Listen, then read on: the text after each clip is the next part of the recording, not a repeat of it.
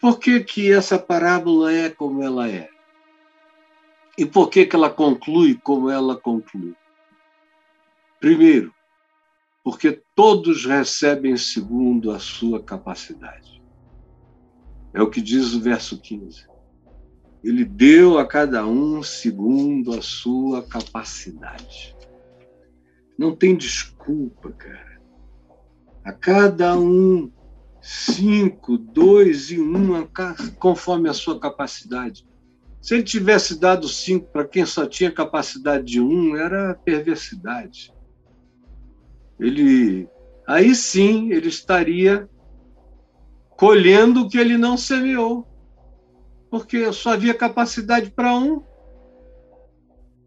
Mas para quem tinha uma capacidade maior de alma, de inteligência, de oportunidade, de condições variadas, de percepção sensorial, extrasensorial, de visão, de ânimo, de não procrastinação, de decisão, de coragem de levantar e andar, conforme a energia de cada um, ele deu dons, segundo o aparato do indivíduo, segundo a boa e possível utilização humana, ele deu as graças necessárias para a expansão das capacidades que já estavam em nós.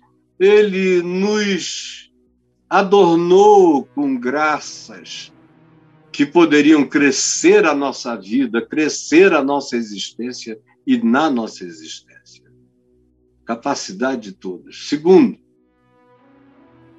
não dá para você dizer que eu não tinha essa capacidade. É de acordo com a capacidade de cada um. Ele não está pedindo para você se medir, para olhar para o lado. Não é uma competição, não tem pódio, não tem nada. Ninguém é maior do que ninguém. O talento recebido não faz de ninguém melhor do que nada. Cada um é do tamanho de quem é e recebe segundo a capacidade com a qual já foi dotado. Aí vem a segunda percepção, é porque tudo depende de fé e ousadia. É o que está dito aí entre os versos 16 e 18. Saíram e foram. Saiu o primeiro imediatamente e foi negociar. Da mesma forma, o segundo, saindo, foi negociar. Não houve dúvida. Havia uma certeza de que aquilo era tão bom, era tão extraordinário, era um produto, era um recurso tão válido, era um bem, era uma pedra tão preciosa, fosse ela de que natureza fosse, tinha tanto valor. Aquele que recebeu 5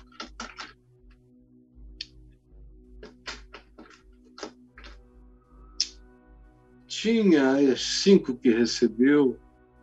Quem recebeu 2 tinha as 2 que recebeu. Quem recebeu 1 tinha a que recebeu. Segundo a capacidade.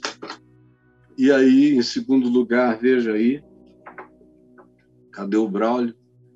Em segundo lugar, porque tudo depende de fé e ousadia.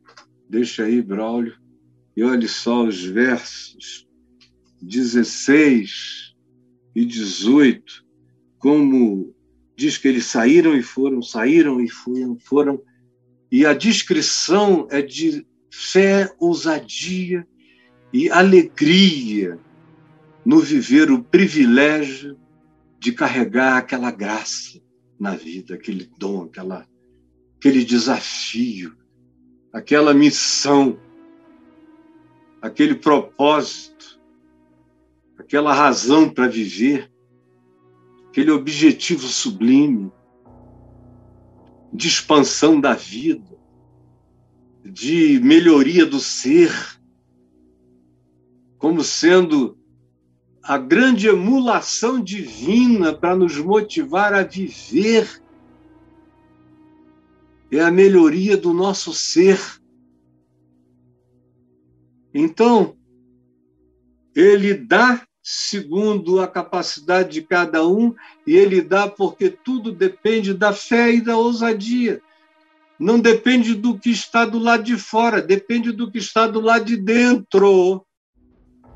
Dá até vontade de cantar um canto gregoriano, porque não depende do que está do lado de fora. Aleluia! Mas aquilo que está do lado de dentro. Amém. Porque tudo depende de fé, esperança, ousadia, alegria no Espírito Santo. Terceira realidade que você vê aí, manifesta e guarde para você, é porque a riqueza vem da confiança. Da confiança. O que se promete é que eles serão colocados sobre riquezas. E como eu disse há pouco, o único que confessa ter uma teologia ali, um credo, é o cara que tinha medo de Deus. Para quem Deus era um perigo, era um pavor, era um diabo. Os outros nem mencionam a Deus, eles têm fé na vida, na alegria de viver, do privilégio de produzirem, de criar, de ter inteligência, de pensar, de desenvolver, de imaginar, de produzir, de transformar um borrão numa maravilha, tirando bloqueios da mente. É aí que está a nossa riqueza, como diz o verso 21. Disse-lhe o Senhor: muito bem, foste fiel no pouco, sobre o muito te colocarei, entra no gozo do teu Senhor. Disse a mesma coisa ao que tinha multiplicado 2 para 4, muito bem, servo bom e fiel. Fiel aqui é fidelidade, e fidelidade é fé. Fé comprometida, fé enraizada é fidelidade. Foste fiel no pouco, sobre o muito te colocarei, entra no gozo do teu Senhor. A riqueza é conforme a nossa confiança de que o dom da vida nos foi dado com o propósito de que a vida gere vida. Foi assim que, como civilização, como espécie, como raça humana, nós chegamos até aqui. Gente gerando gente. Foi assim que nós melhoramos e nos educamos com gente, civilizando gente. Foi assim que a humanidade, mesmo dos lugares mais atrasados, às consciências mais evoluídas, conforme a sua própria cultura, manifestaram praticamente todos os povos, nações e etnias melhorias civilizatórias, de algum modo. A gente está aqui para melhorar, para crescer. De acordo com Jesus, é para virar gente. Gente da eternidade, não gente da sepultura. Como diz Paulo, é para crescer na direção das coisas que estão adiante de nós. Avançar, tomar posse de tudo, entregando a mente para ser o laboratório da mente de Cristo, dos pensamentos de Cristo. A riqueza vem dessa confiança simples, de que existe, até no coração daqueles que não mencionam Deus, mas eu vejo alguns dizendo, olha, faça tudo certo e o universo vai te ajudar. O cara não nomeia Deus, mas ele sabe que tem uma graça. Ele sabe que tem uma graça, que tem a possibilidade de uma conspiração do amor em favor do amor, da bondade em favor da bondade, da justiça em favor da justiça, que assim como um abismo chama outro abismo, um passo certo evoca um caminho reto diante de nós. Mas o bloqueio não estará do lado de fora, mas apenas do lado de dentro, quando a gente sabe que a nossa riqueza vem da confiança. E terceiro, quarto lugar, anota aí, por favor. Nada será bloqueio para a realização com fé e alegria. Nada, absolutamente nada. Não adianta o cara vir com a desculpa de que não conseguiu, arranjar uma teologia, dizer que olha aqui o teu talento, louvado seja o teu nome, é lindo, maravilhoso, mas eu fiquei com medo de viver, fiquei com medo de sair, fiquei com medo de ir para o mundo, fiquei com medo do inferno, das portas do inferno, fiquei com medo achando que elas iam prevalecer contra mim, eu me escondi, eu me enterrei, eu desapareci, eu sumi da vida, eu fugi de gente, de amigos, ali com um pavor enorme de me expor. Foi um excesso de reserva, de um certo medo, de um protocolo que não queria se abrir para admitir a solução para a vida. Meu Deus! Isso é que bloqueia. No entanto, nada será bloqueio para quem anda com fé e com alegria. Bloqueio só existe para quem vem bloqueando a mente de Deus até o coração se fecha. E entra numa paranoia tão grande, porque até Deus conspira contra você. Essa é a maior paranoia concebível. É a conspiração que se atribui a Deus contra a existência humana. E o chocante é que milhões de criaturas humanas existem exatamente assim, na paranoia de que existe uma certa perversão divina, um certo laço, uma certa maldade oculta na sublimidade, de modo que Deus nunca pode ser absolutamente confiável.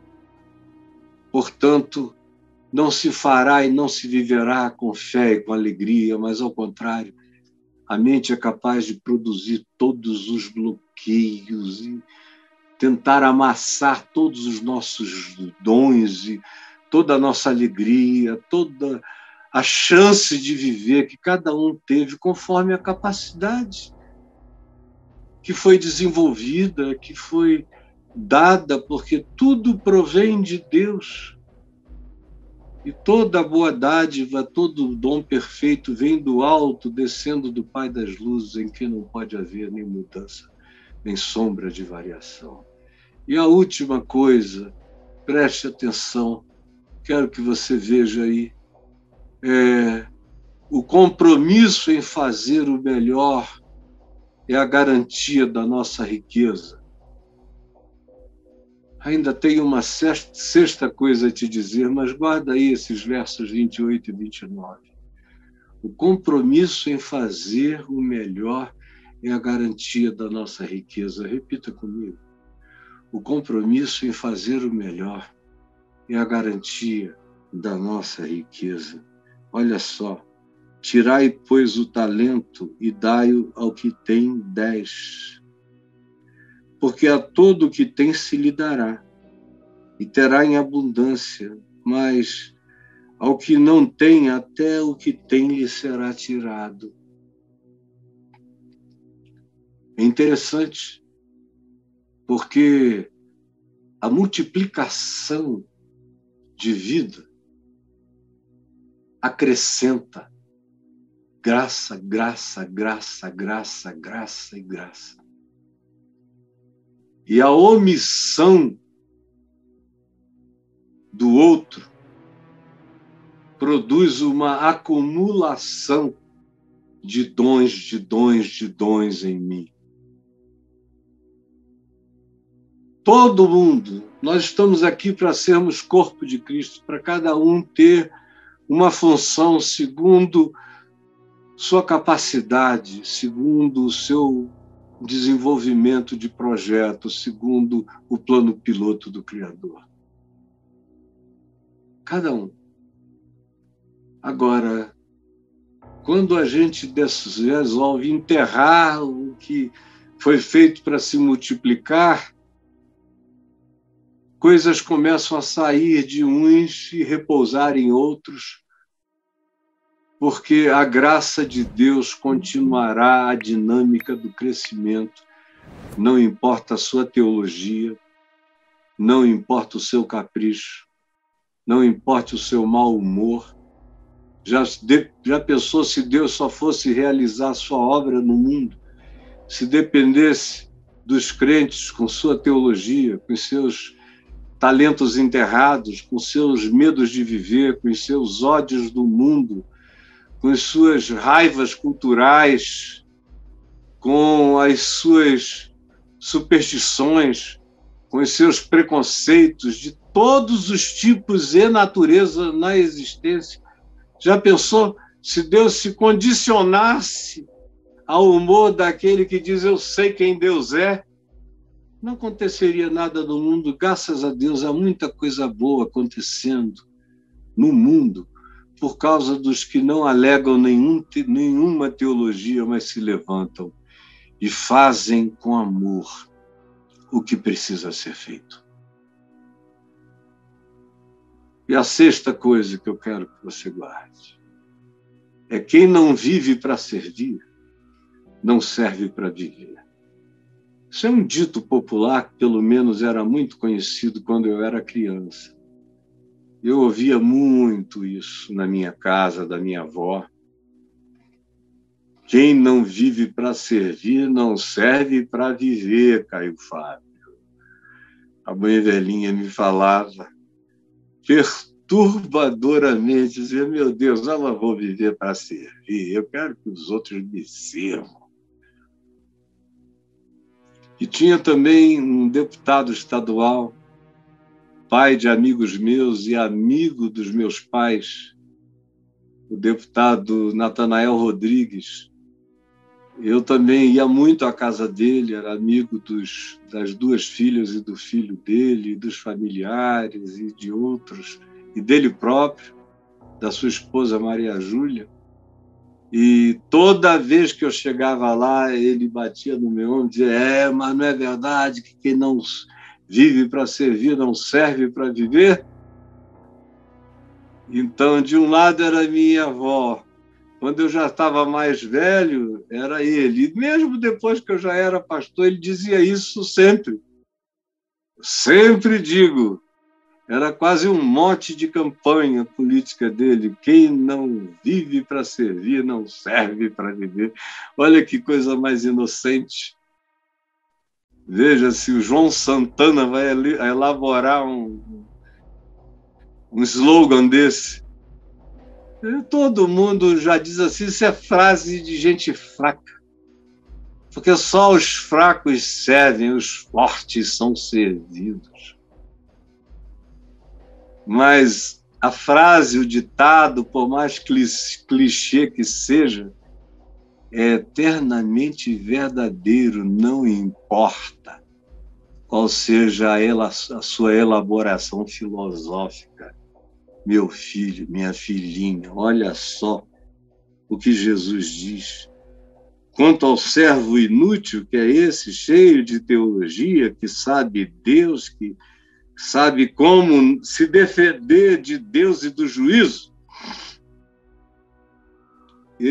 acerca dele se diz, quanto a esse servo inútil, lançai-o para fora. Para fora. na escuridão,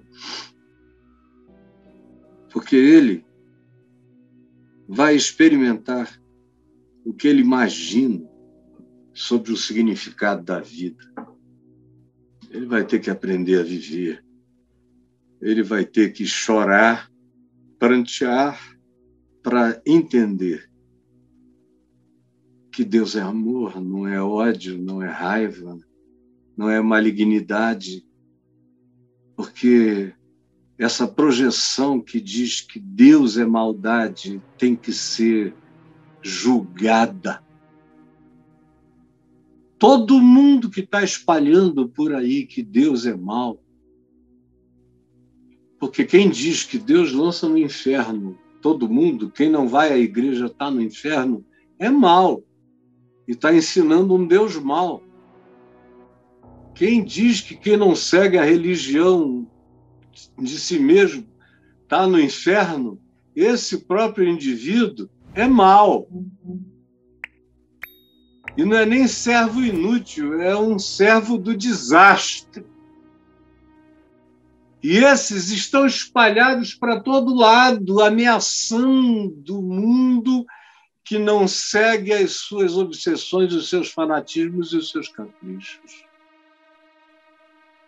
Tome cuidado, porque quem não vive para servir, para ebulir, para deixar o fluir acontecer, para promover o eflúvio, o borbulhar, o derrame da multiplicação de Deus em mim, na vida, que isso acontece se eu servir, porque é aquele que dá é que recebe, medida transbordante, recalcada, sacudida, sem medida. É aquele que doa, que doa, que doa, é que cresce, que cresce, que cresce, e recebe mais e mais e mais.